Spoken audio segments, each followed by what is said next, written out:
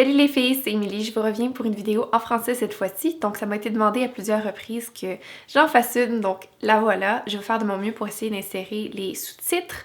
Donc n'oubliez pas de cliquer si vous en avez besoin. J'ai décidé de créer ce petit look-là, que c'est quelque chose que je vais porter beaucoup durant la vie de tous les jours pour aller à l'école ou au travail. C'est aussi plutôt pratique, quelque chose de neutre sur mes yeux si je sais que je vais faire des swatchs. Donc si c'est quelque chose qui vous intéresse, continuez de regarder. Je vais commencer par appliquer ma base minérale, c'est la Hourglass Mineral Veil.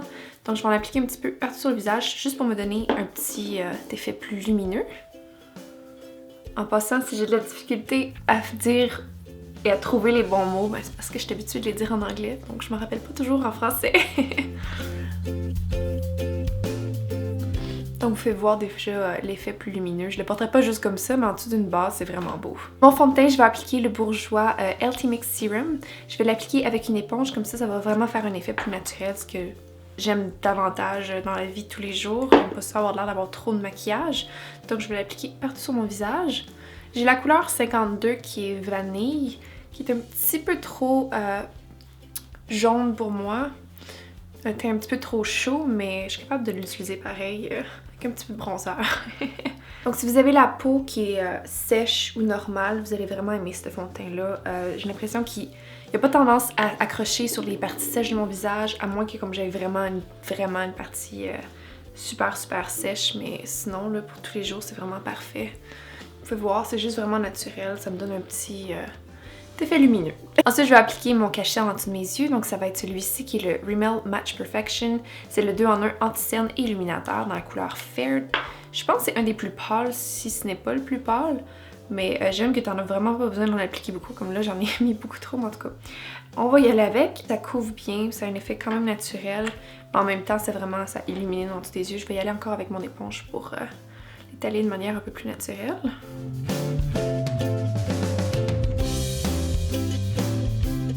Pour le visage, je vais appliquer celui du Makeup Forever, c'est le Full Cover Concealer.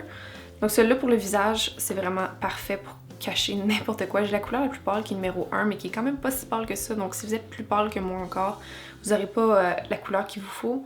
Mais ça couvre tellement tout. Puis j'ai eu de la misère avec mon nez, j'ai eu la grippe, j'ai les sinus bloqués. Fait que, wow, ça aide à couvrir le petit nez rouge. Pour m'assurer que mon cachet va rester en place toute la journée, je vais appliquer les...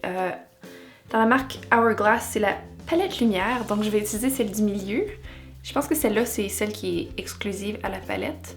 Je l'aime beaucoup en dessous des yeux, là, c'est vraiment là... C'est naturel, mais en même temps, c'est vraiment illuminateur. On voit un petit pattern ici, là. Puis sur le reste du visage, je vais appliquer la couleur juste celle-ci.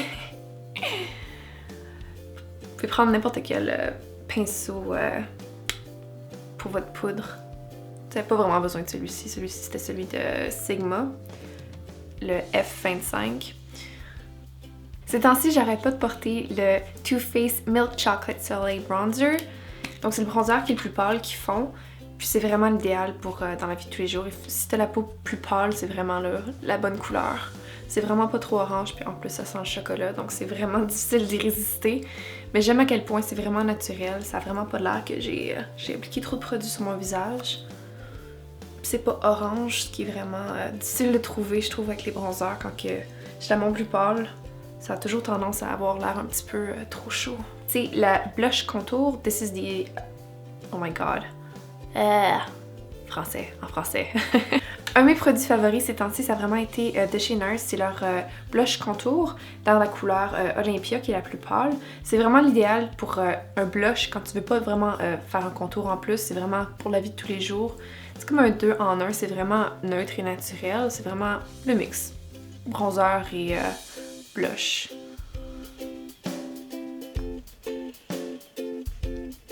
Donc quand ça me tente pas de faire vraiment full face puis d'en mettre beaucoup, je veux sauter des étapes. Ça, c'est vraiment l'idéal. C'est vraiment parfait pour tous les jours.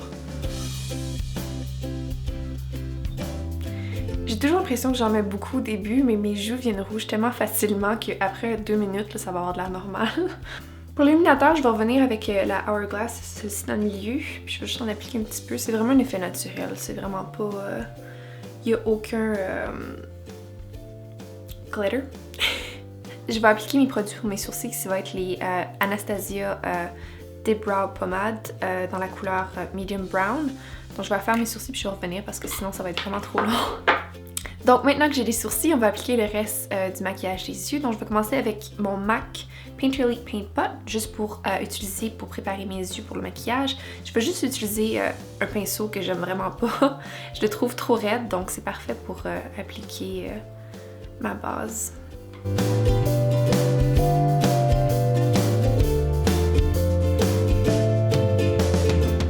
Donc pour la prochaine étape, vous pouvez utiliser n'importe quelle couleur que vous voulez, mais je vais utiliser dans mon Lorac Pro Go palette.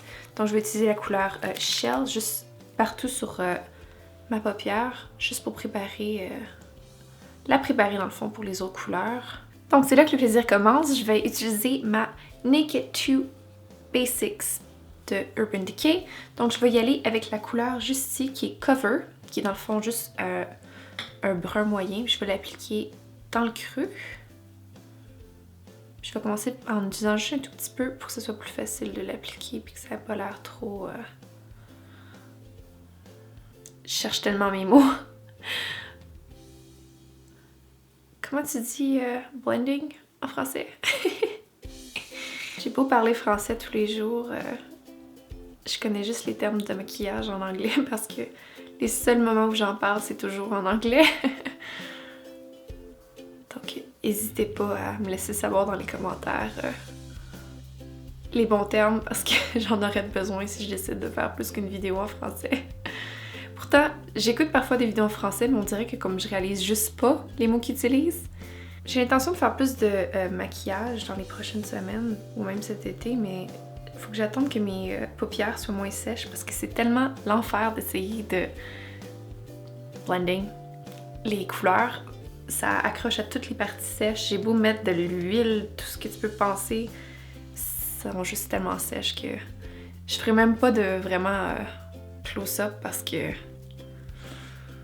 ça prend tout vraiment pour que ça ait l'air un petit peu naturel. Donc pour essayer d'aider un petit peu, je vais utiliser un pinceau qui est un petit peu plus fluffy. Juste pour essayer que ça ait l'air encore plus naturel parce que j'ai fait de mon mieux, mais vraiment là, la peau sèche sur les paupières, c'est vraiment pas l'idéal. J'ai vraiment hâte que l'hiver soit fini pour que ça soit plus facile. C'est pour ça que vous allez me voir l'hiver porter quasiment juste des couleurs qui sont neutres parce que c'est le plus facile, ce qui a l'air le plus naturel. En plus, avec l'école, le travail, j'ai pas beaucoup de temps pour filmer. Donc c'est plus facile de juste changer mon rouge à lèvres que de changer mon maquillage pour les yeux. Surtout si je vais faire un lip swatch vidéo. Donc maintenant que je suis satisfaite, je vais utiliser la même couleur, encore une fois, le brun moyen, juste en dessous mes cils du bas.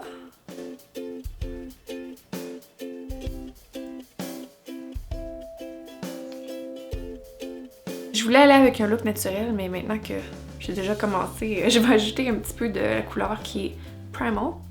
Juste ici, qui est un petit peu plus foncé. Je vais l'utiliser juste dans le coin externe de l'œil. Et puis sur ma paupière mobile, je vais appliquer la couleur qui est Stark. Vu que j'ai plus de pinceaux qui sont propres, je vais utiliser mes doigts. Puis je vais retourner avec mon plus gros pinceau, juste pour m'assurer que tout est parfait. Je vais utiliser mon pinceau de Maybelline. Donc c'est le Master Precise. Vous pouvez voir, je peux l'essayer. J'ai réalisé, je me suis acheté un nouveau miroir, fait qu'il est temps que je l'essaye. Donc je vais réessayer le crayon. Maintenant que je peux me voir, je vais essayer de rester dans le focus autant que possible. Et je vais appliquer le mascara de Benefit, le Roller Lash. Je l'ai vraiment aimé, je trouve qu'il marche vraiment bien. Par contre, il n'est pas donné. Mais si vous avez l'habitude de dépenser plus d'argent pour votre mascara, je trouve que ça vaut la peine. Ça doit être la première fois que j'aime vraiment un mascara, que j'essaye un petit échantillon comme ça, de luxe.